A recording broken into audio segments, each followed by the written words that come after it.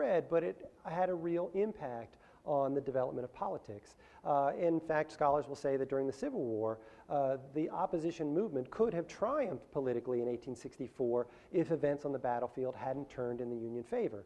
So if that had occurred and the Union had lost, we would all see dramatically the parallels with Vietnam. But as it is, I have to sort of tantalizingly remind you that the levels of opposition are similar.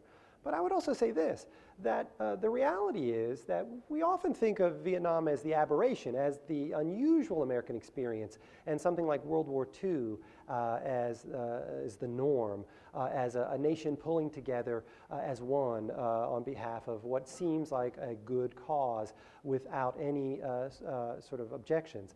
And the reality is that if you look at the history of American conflicts, opposition is the norm from the very beginnings of the Revolution, in which we had a huge number of people who were loyalists, who did not want to join the Revolution, up through later wars.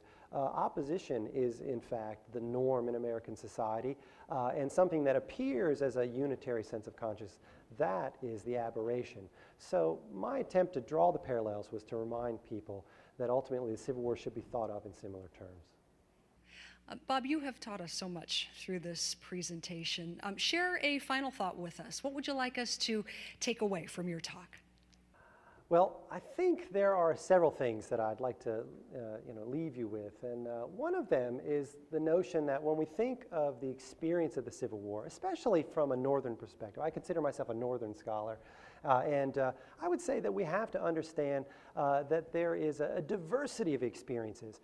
We're so used to thinking of the war as this binary or a dichotomy between a North and a South, as if they were singular entities.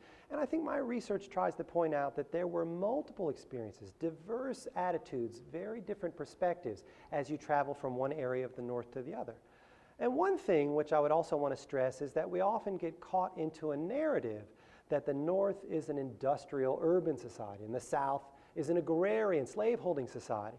But the reality was the North was a very rural place, and most people lived in rural areas, and the majority worked on farms or in farming-related enterprises.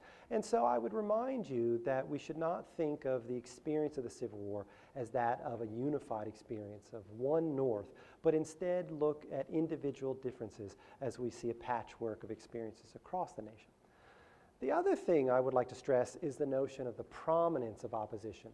I think I've tried to make that plain, that I see parallels between the Civil War, Vietnam, and other wars in which opposition, whether it be vocal or violent or anything in between, became quite prominent.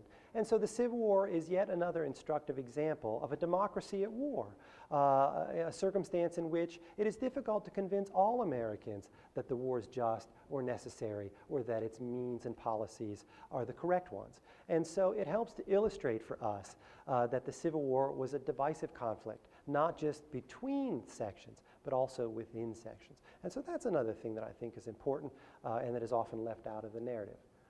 But the last element is the one that I think is so timely, and that is that the Civil War illustrates how that generation debated the meaning of loyalty.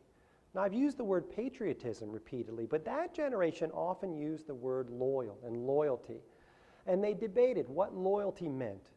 And for the men who founded the Union League, of course, loyalty meant one thing. It meant an unconditional support for the administration and of the war, and the utmost exertion of one's energies in support of that war.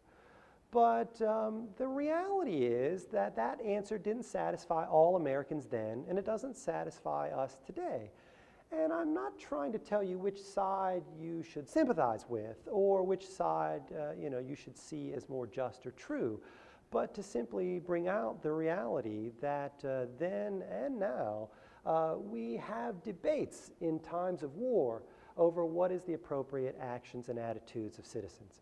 And often that is a debate that hinges on a fulcrum of the balance between the needs and rights of the nation to perpetuate itself, and also the needs and rights of the individual.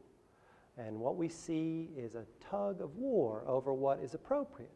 And that is something in which we all share our own perspectives and answers. Thank you.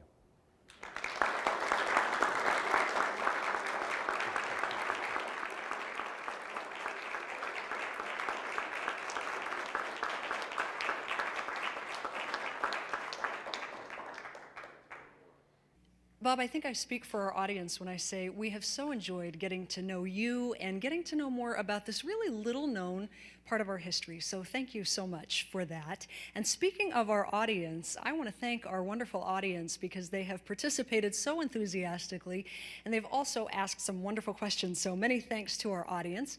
We want to thank the Abraham Lincoln Foundation for hosting such a wonderful learning opportunity here at the Union League of Philadelphia.